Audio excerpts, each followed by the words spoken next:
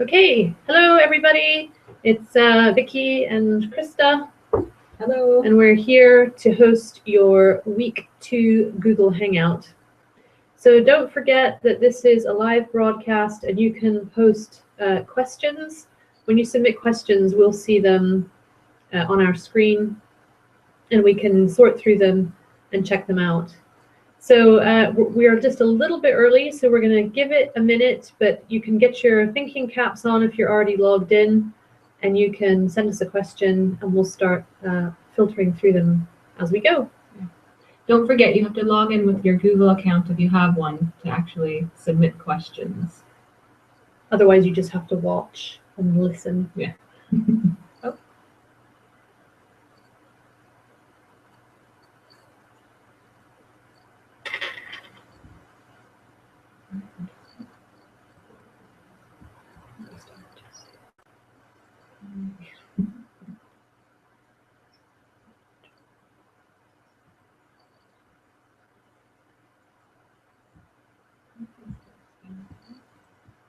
Yep, we're still here. After our technology hiccups last week, we were a little bit nervous, so I think I just clicked the wrong thing there. So we're still here.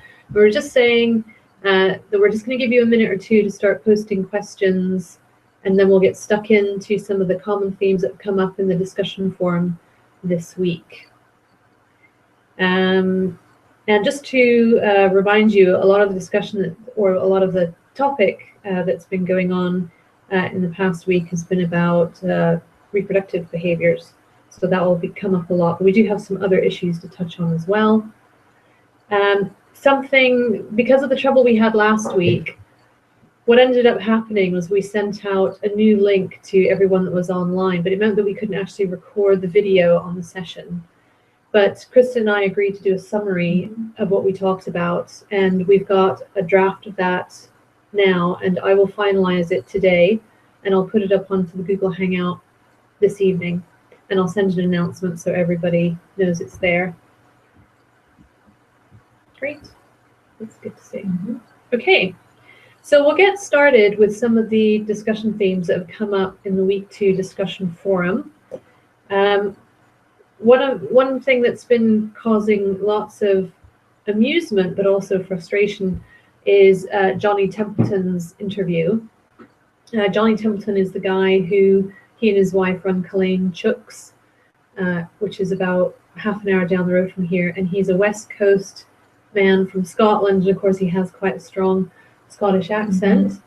And as you know, we had some trouble with the transcripts being generated by the automatic process. So I did a transcript for you. Now Johnny's actually on the course, so he found it all very amusing that people couldn't understand him. But meanwhile, the automatic system on Coursera has generated transcripts. Only look at them for fun because they are so inaccurate. Please use my transcript, which I've had confirmation from Johnny is actually fairly accurate. But yes, just listen to just look at the subtitles that you can click on in Coursera when you're watching the video for amusement. Please use my transcript that I uploaded for you. So that's one issue out of the way. Do you want me to carry on, or do you want to get stuck in? Yeah. Okay. I'll keep an eye on the questions anyway. Yes, yeah. So don't forget to submit your questions if you want to send anything in to us. But as Krysta said earlier, you do have to log into your Google account if you're watching through Google. And if you're on YouTube, I'm sorry, but you just have to listen. You can't actually submit questions. I have an apology to make for some of the information that you got in week 2, or rather that you didn't get in week 2. Some people have raised the issue that Krysta and Laura set one of the quiz questions to test you on the male to female ratio for breeding. Krysta and Laura are rightly working off of scripts that I provided them. I wrote scripts for all my videos, and when we started filming, sometimes I found that it was getting quite long and complicated, so at the last minute I sometimes chopped some things out, but I omitted to tell Laura and Krysta, so I do apologize. I did not mention the male to female sex ratio in the script, and I didn't mention all the terms for male aggression, which Krysta and Laura tested you on. So that's my fault, and I'm sorry, and hopefully it's only affected your mark a tiny bit.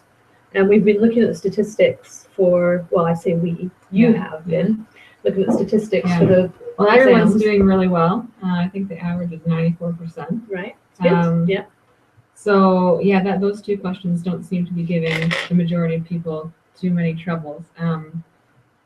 But yeah, I guess we can touch on now what the actual, I guess not the answers to the questions, but maybe the theories behind the questions and where we pulled the question from.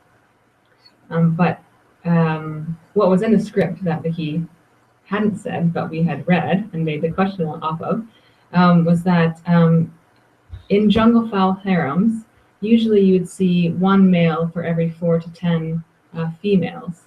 And in the commercial flocks, I guess we use sort of similar ratios, but I guess on the larger scale. So one male for every 10 hens in generally, give or take a few here and there.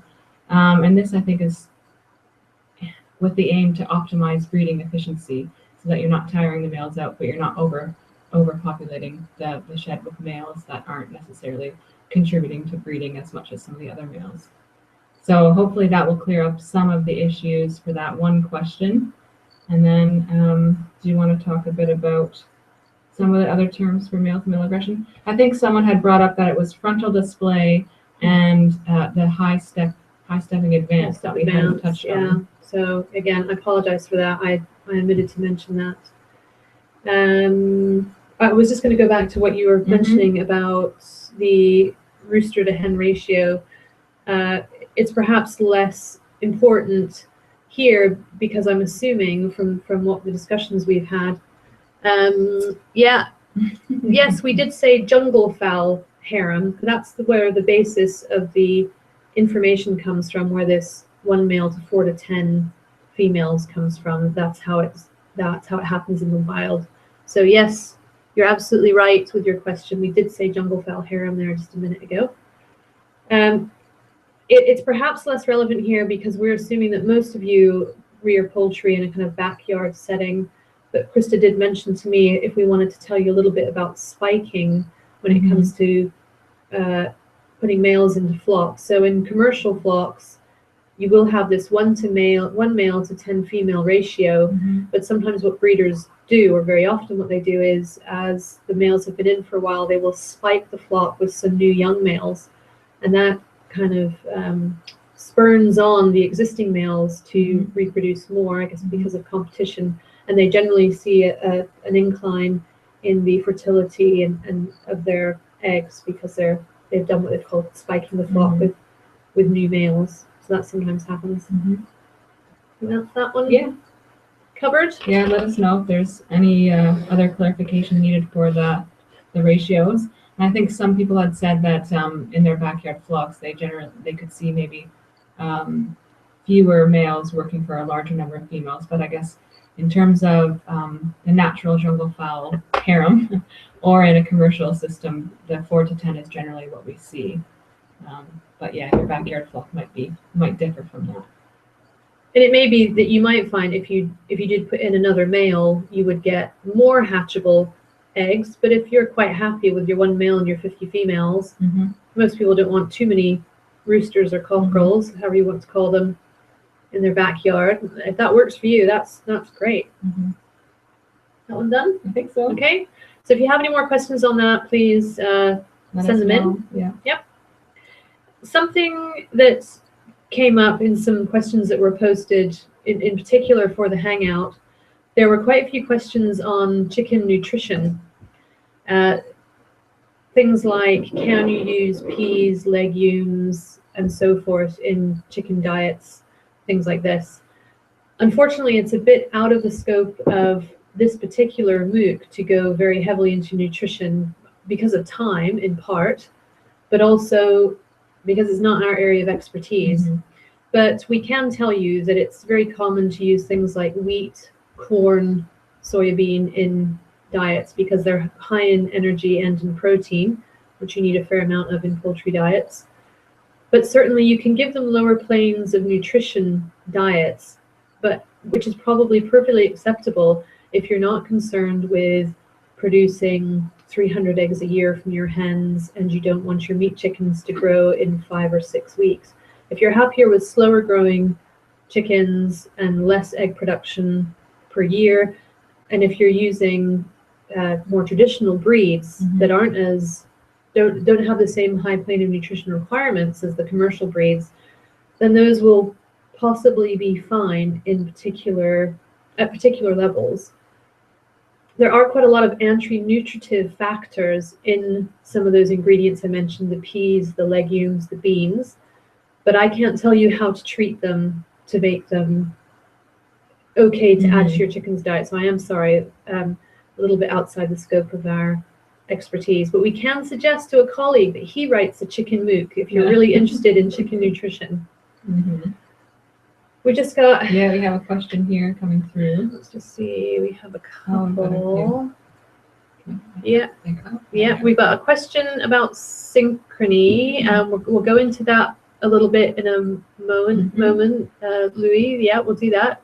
But Stephen has written in, he says he recently moved his hens to a new coop and they're now laying eggs under the coop instead of in the nest box.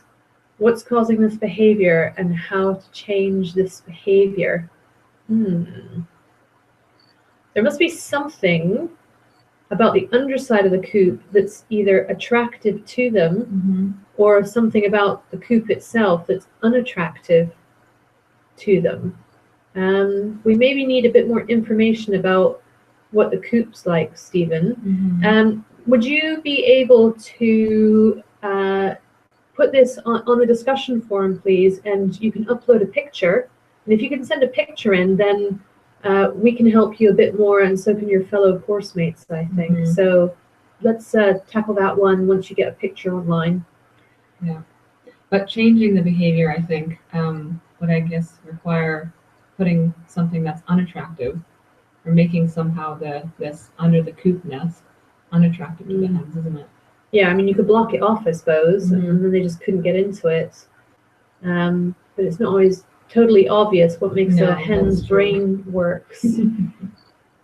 So please post a picture and we'll try and deal with that in the time being. Sorry, I should have selected that question. Just being a bit slow here at the Hangout system, I apologize. So here's Stephen's question for all of you out there, and maybe you'll be able to help him with that. Stephen, please post the picture, as I said, and we'll try and help you when we can see what's going on.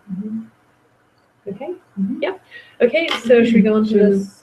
Yeah. Well, we have synchrony in our notes here, and we also have a question coming up. Yeah, go ahead. Yeah. Okay. So we're now gonna tackle Louis' question. He was asking about synchrony. So you can see the question here on your screen, hopefully. Could you develop a little more about the relationship between preening and the evolutionary advantage in regards of synchronization? And yes, you thought it was counterintuitive that the group as a whole synchronize a behavior that is not a behavior compatible with being vigilant for predators. Yeah, I absolutely understand what you're saying here. And I guess I didn't explain it fully enough. But if you have a hen that's preening, at any one time when her head is buried into her feathers, her eyes are shut. So if you have 6 or 10 hens preening, if you watch them, what they do is they tend to stand in quite close proximity to each other. That's important for one. If you're a preening hen and you go and stand by a hen that's feeding, for example, if she's foraging on the field, she'll wander away from you while you're standing still preening. So very quickly, your hen mates would disperse and you would be standing in the field on your own. So by standing beside other hens that preen, they stand still, so they're not moving away from you. So already you have safety in numbers if you're one of 10 rather than one of one. But also, although the hens are all preening, one of your course mates alluded to this, just because they're all preening doesn't mean they're doing all the preening actions in synchrony at the same time. So while one bird has her beak in her plumage and her eyes are shut, her neighbor is perhaps in a pause state and is looking around.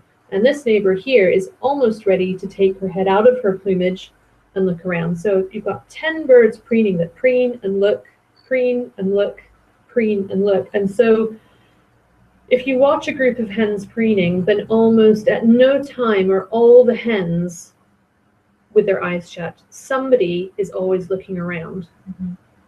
So hopefully that helps. So it's partly to do with sticking together physically, not being with hens doing other behaviors, which means they move away from you, and the chances, well, yeah, safety in numbers, and the chances are that somebody has their eyes open. Mm-hmm. So hopefully that answers that question. And Stephen was saying he's going to upload some pictures of his nest sites Great. later this week. So Good. thanks, Stephen. That would be great. Yeah, that would be very good. And I'm sure the good thing about the forum boards is that other people can also answer questions if they've had similar issues with their backyard hens as well. Mm-hmm. Going back to Stephen's trouble with his hens starting to lay, sometimes the shifting birds or bringing something new in will disrupt behavior. And it can be hard to unpick why they're doing it, unfortunately. Mm-hmm. So Louise, we hope that helps answer your question a little bit. Mm-hmm. Okay, moving on. Which one would you like to tackle next? Yeah, someone had asked from the videos that the videos that you're in, Vicky. Yes. And you've got the chickens behind you that are from your perching study. Mm-hmm. Some of the well, I think all of the chicks or all of the broilers have some sort of marking on their back. Yep. And someone was asking about what type of spray or identification method you used. Mm-hmm. And what that was just generic livestock marker spray, but you had used a paintbrush. Mm-hmm. So you sprayed some of the spray into a cap or into a bowl and then used a paintbrush to paint it over. Now, keep in mind that they looked really dark and really well defined, but you do reapply that every week, don't you? Yes. Or at least when it's fading. Yeah, particularly for the meat chickens, which are the birds that you see behind me in the perching study.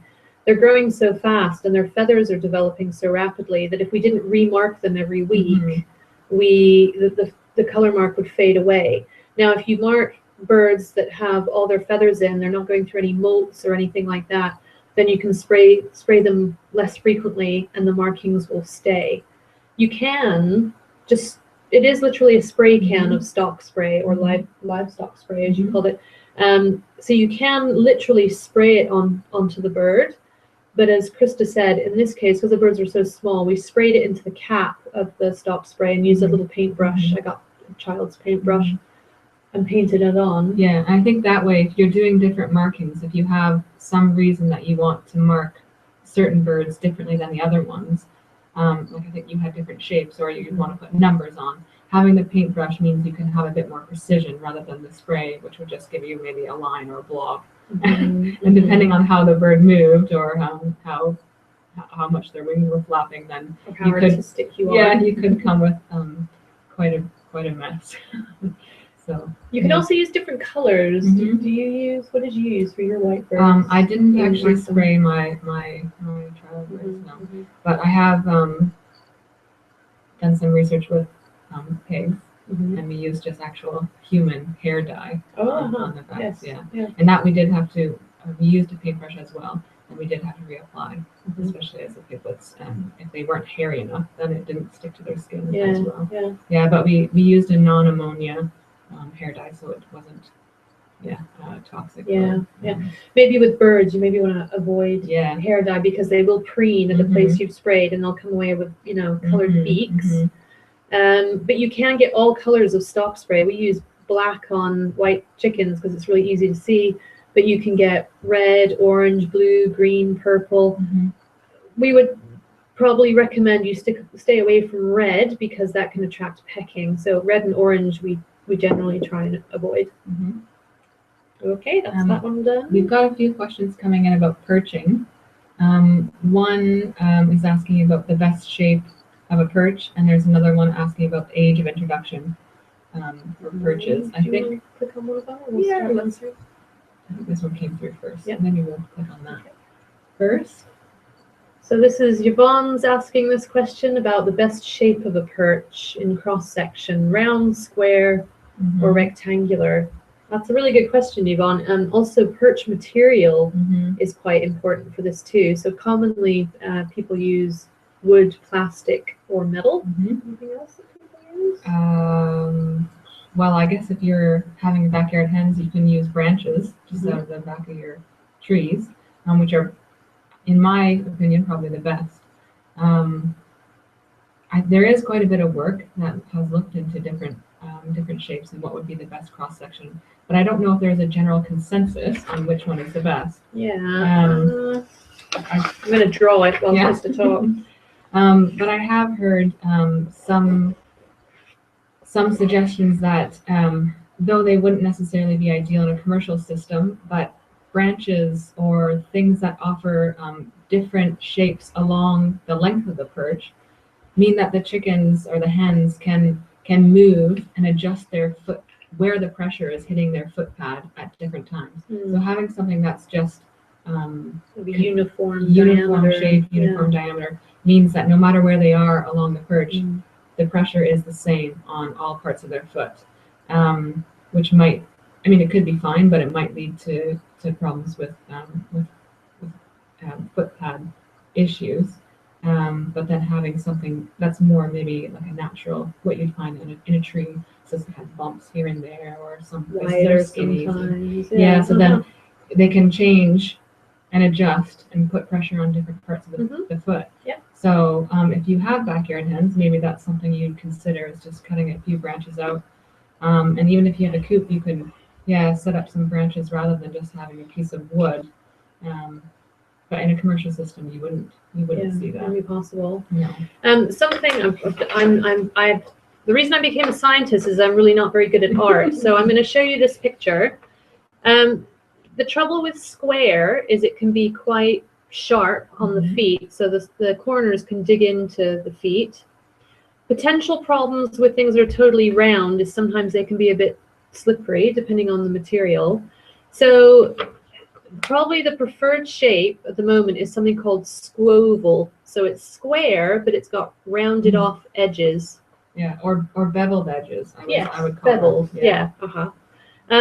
But something we would say that is important is that you don't use something that's too big. I've seen some people have sent in pictures of their hens on a fence, for example. And of course, the hens choose to sit there. That's fine.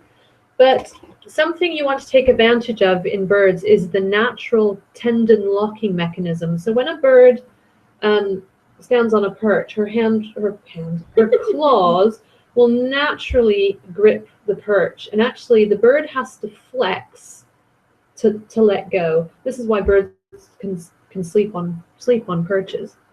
So you want to make sure that whatever you make isn't so big that the bird couldn't get her claws most of the way around that.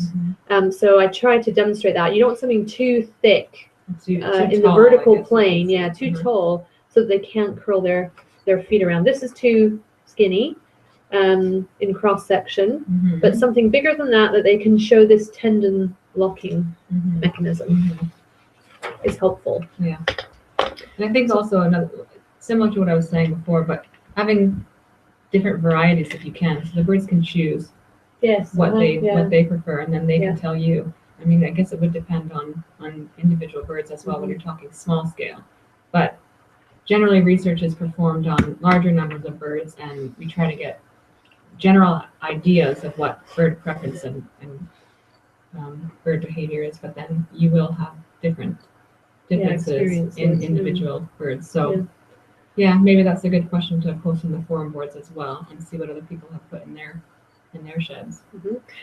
Also, we talked about material earlier. You want whatever you're using should be easy to clean. Wood is really simple because it's easy to go down to the hardware store, the DIY store, and buy bits of wood. But it's not always practical as far as hygiene goes. And if you want to clean it thoroughly of droppings, it's maybe not so great. Something you definitely want to avoid, though, are perches that are hollow, unless you cap the end, because a hollow perch is a place that mites can hide, and red mites are a real problem. They're the main ectoparasite of poultry, and they're very hard to get rid of once you get them. So if you do have a hollow perch, stick an end cap on, glue it shut so the mites can't hide down the middle. Right, carrying on with the perch theme, Anna's got a question that's related. She's saying, how early can we introduce perches to the chicks? You can start from day old, really. You might not find the chicks use them very much, but they'll at least be a familiar part of their environment. Yeah, and I think you maybe have to adjust the height as they get older as well. Obviously, a chick isn't going to roost up at the top of a coop or top of a tree. But I did have day-old broiler breeders for my master's degree, and they were using the perches. Granted, they were maybe 10 or 15 centimeters off the ground, and they were using them, pretty much from day one. So, I'd say as early as possible, really. If you have laying types of birds, then as now, has that come in this week or is that coming up in next week? I think it's coming up in week 3, actually, tomorrow.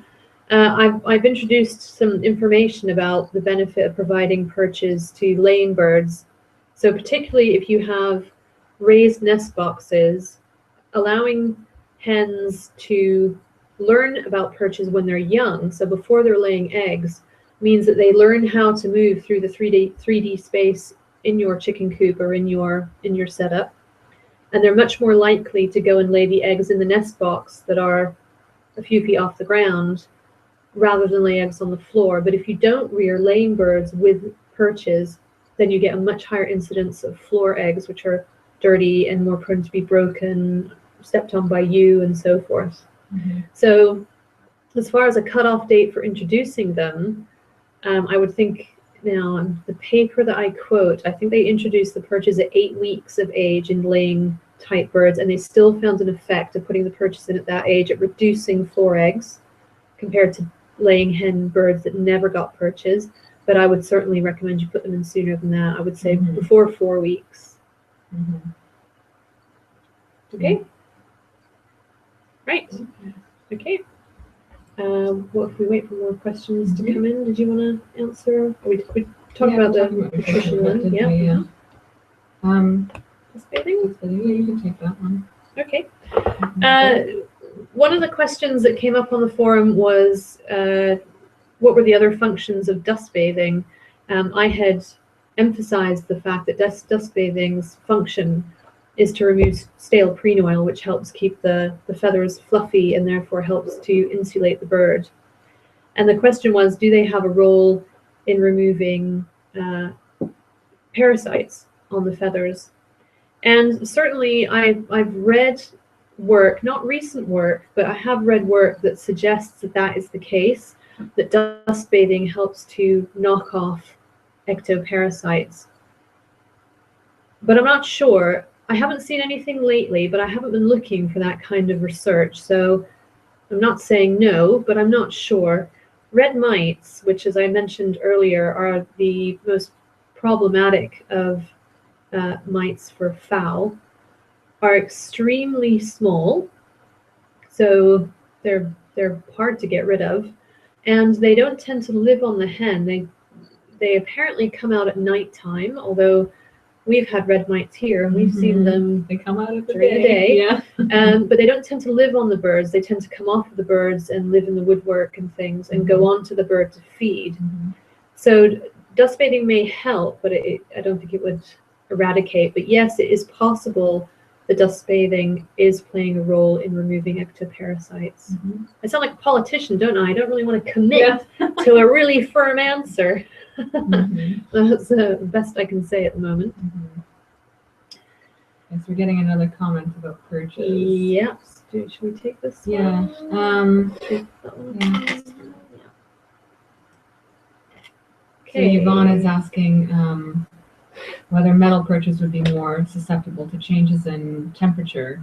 So if it's really cold or even really hot, then it might result in, I guess, either freezing their feet or even the feet sticking to the oh dear. Kind of like licking a metal pole. Or even burning the foot pad in hot temperatures. I guess so. I guess metal would be Yeah. I have no experience with that or no knowledge of it, but I suppose, yeah, it makes sense. Yeah, most of the stuff that we work with are in temperature-controlled houses, and the research that I've written a review paper on perches, and all those perch studies are in temperature-controlled houses. So where they've tested wood and metal and plastic, I guess that wouldn't really be an issue. But you're right. If you have them outside, or if you have them in a house, a chicken coop where the temperature isn't controlled, I would imagine cold would be more of a problem than heat. As long as they're under cover and in the shade, I don't think they would get too hot. But yes, I would think they could potentially get quite cold. I mentioned plastic and wood. I think wood is quite a nice natural material, and it's not very slippery. But the advantage of plastic, which might be a little more slippery, is that it wouldn't have that temperature issue, and it's really easy to clean as well. And you can rough up the surface of any perches you have with a bit of sandpaper or something.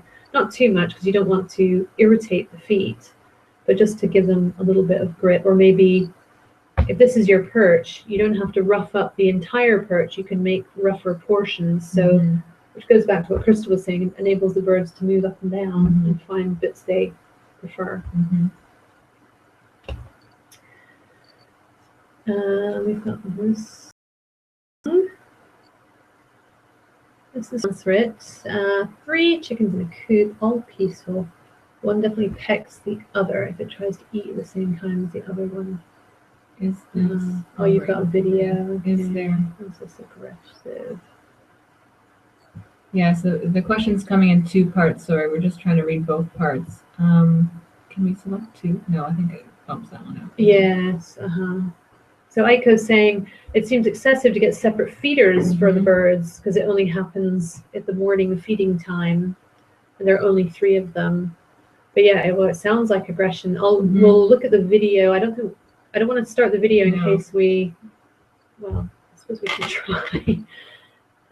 No, we can't quite click the link yet, Aiko. We'll have a look at the link in a bit. Other people might be able to look at the link and decide, but we'll look at it when the hangout's done. But it sounds like, it sounds like aggression. It sounds like resource defending. Yeah, I agree. One thing, instead of getting a separate feeder, I don't know what your feeder's like, but if it's a round feeder, you can kind of put partitions that stick out from the side. I'm going to make a mess here. But if this is your feeder, and so if we look at it from the top, you could put bits that stick out from the side so that when your hen goes to feed, they've got a bit of a partition around them. So when this hen's feeding, she can't see her neighbors, and then maybe your aggressive bird will be less likely to chase off her others. But if you have a trough feeder, a long thin feeder, then you might have to put partitions up the way. That might help. But I imagine, and Aiko, you'll have to tell us if we're wrong, perhaps your dominant bird wants to get in at the feed first, but once she's done, the other 2 presumably have a chance to go in and eat. So and the second comment says it happens only at breakfast. Yeah. So I imagine that the other 2 hens are getting enough feed. Everybody's hungry when the lights come on, so they all want to eat then. And she gets her choice of the particles, I guess, as well.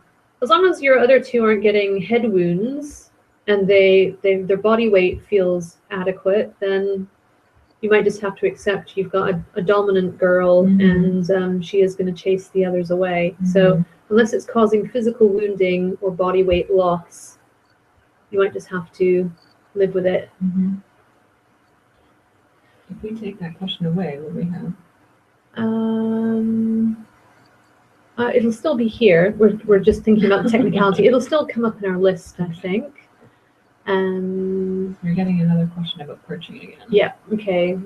We'll go back to the perching topic for a moment. Yep. So this is Aika again. She's tried to put things out in the garden like branches and to perch on, but they're not up for it. Any tips on how to train a bird to perch? So are your birds perching on anything other than what you've put up? Or is it just that they're not perching at all?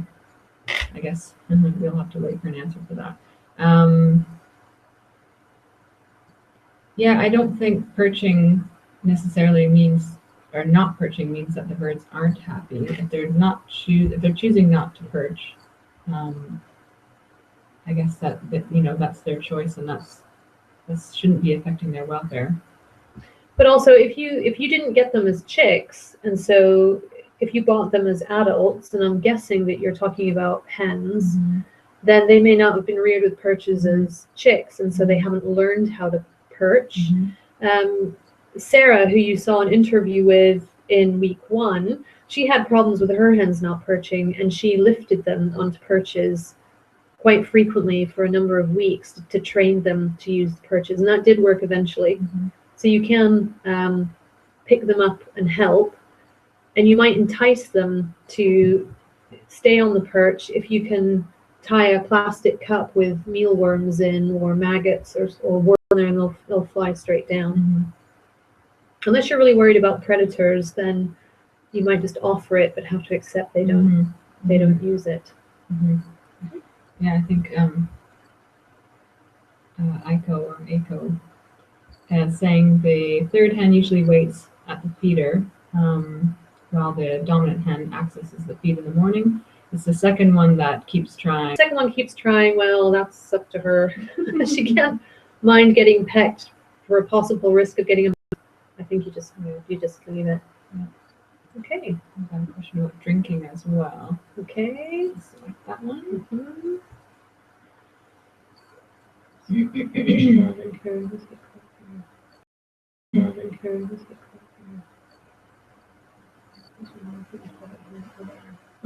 Is there for hens? Well, yeah, I did give some pros and cons of the different drinkers. I think if the bell drinker, and it's a heated bell drinker, if that works for you, that's fine, as long as you can keep it clean, because one of the concerns with bell drinkers is because things can get into the water easily, is that the water can get contaminated. So if you're cleaning it out every day with a stiff brush to get rid of any organic material, and if you disinfect it with an animal safe disinfectant on a regular basis, then if the bell drinker works for you, I would think that's fine. The disadvantage of the advantage of the nipple line that I showed you some clips of is that it tends to be cleaner. It doesn't get the litter so wet. And also the water source stays cleaner because it comes through a pipe, and organic material doesn't get into it. But that usually is a bit of a more complicated setup, I think. If I don't know how many birds you have, Stephen, but it may be plumbing it in, which you don't want to do, or it's a considerable outlay. But the other disadvantage is that it means the birds are reaching up to drink. And while they cope perfectly well, remember that the birds naturally will scoop up water and then tip their head back to drink. So if the bell drinker works for you, I wouldn't bother necessarily investing in the nipple unless you're finding that you get a lot of wet litter and a lot of spillage. Yeah, I was going to say water wastage as well. Yeah. But yeah, I guess it's just going with what works for you. And like you said, if it's easy to fit in, maybe you could try it. If it's not so easy, then stick with the bell drinker unless you're having some sort of issue. I think you can run nipple lines, I think, from small header tanks, so it wouldn't necessarily have to be plumbed into the water mains. But I don't know very much about how infallible that system is. You've got to keep a very careful eye on your header tank and making sure it's full, and making sure the water doesn't go stale, so you don't want it sitting in there for a long time if your birds aren't drinking as much as you thought. But hens do use nipples as well as broilers in commercial settings. Yeah, certainly. So they will cope if you do go to nipples. Okay. Okay, we think we're kind of probably winding down a little bit. We've gone through all the main issues on the discussion forums. Please keep up the good work. The discussion forums are really interesting, really interesting to read, and everybody is generally being very polite and thoughtful and really helpful. It's helping us too. Yes, yeah. We're learning as well as we go along the process. So I hope you're still enjoying it. We certainly are. And the The new material goes live, well, midnight here in Britain. So hopefully it will be readily accessed by you people. And we will be putting this broadcast up onto the Coursera page for week 2. The subtitles, as you know, they take a little bit longer to come through. But yeah, they will be there eventually. So we'll be putting the video up online so you can look at it again. Just a final comment from Anna. She says, nipple drinkers don't give the joy to the bird of washing their beaks, especially the rainy days, do they? No, that's a good point. It's harder for them to wash their beaks, and the beaks sometimes do get dust particles and feed particles around the side of the beak. So there's obviously a bigger body of water for them to put their beak into. And certainly for duck rearing, nipple drinkers aren't recommended because they really need to be able to wash their nostrils and their eyes by dipping their beak and face into a water trough. Something else on drinkers. Why do my hens always drink from puddles and plant pots when they have access to fresh water? Who knows? They're like dogs. Yeah, I was just going to say, why do dogs drink from the toilets or go outside and drink from puddles? Yeah. Maybe it's like soup, you know? Yeah, okay. Stuff in it. It's more exciting. Yeah, who knows, unfortunately. But that is the big concern that free-range egg producers have, is there's greater disease risk when birds go outside because they do like to drink from muddy puddles. So if you have wild bird droppings in a muddy puddle, for example, a laying hen flock or a broiler flock are much more likely to pick up disease than if they drank the water inside. I guess animals are like children. You can't tell them what to do, and they will always do the thing you don't want them to do. Okay, I think we better leave it there. So thanks again for joining us. We hope you enjoyed the Hangout, and we're so delighted that it worked this week. So we have great hopes for further success in forthcoming weeks. And we hope to see you here again next week. Next week's Hangout is going to start at 9 p.m. In the UK time to give some of our other Coursera people a chance to join us. Our Aussie and New Zealand pals will hopefully find that one easier to join in, but we hope to see you again next week. Okay? Bye. Thank you very much. Bye, everybody.